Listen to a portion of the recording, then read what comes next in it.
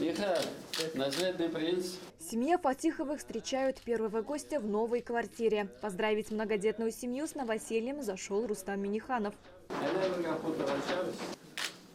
В новом году мы стали обладателем новой квартиры. Очень рады, что у нас очень красивая, уютная квартира. Наш президент сам посетил нашу квартиру, был моим первым гостем, я очень рада. Просторную трехкомнатную квартиру Фатиховы получили по программе социальной ипотеки. Жилье в чистовой отделке. Для семьи с 3 детьми это идеальный вариант. На программу социальной ипотеки мы заявление подали меньше года назад и не ждали, что так быстро все получится. 15-й дом по улице Белой Росы начали строить специально для медиков и педагогов. Строить начали осенью 2021 года. Сегодня уже новоселье.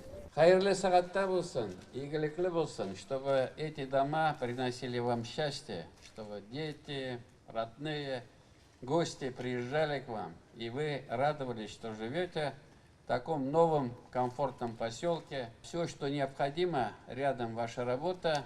Географическая доступность очень привлекательная. То, что делают власти Республики Татарстан в плане мер социальной поддержки медицинских работников, это очень достойный опыт, который мы всегда будем советовать тиражировать в другие регионы. Собственниками новых квартир по соципотеке стали 96 сотрудников РКБ и ДРКБ. Этого момента ждали давно и с нетерпением, говорят новоселы. Сегодня получила квартиру вот как раз вот в этом подъезде третьем этого дома.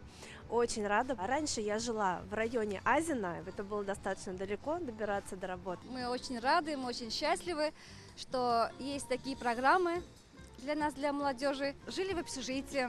Сами понимаете, в общежитие, а тут уж как-то все по-другому будет, Алла Берса. Микрорайон М14 будет развиваться и дальше по программе социальной ипотеки. В планах у нас вот строительство идет еще 2 домов, также на 255 квартир. И в ближайшее время, я думаю, мы тоже их сдадим.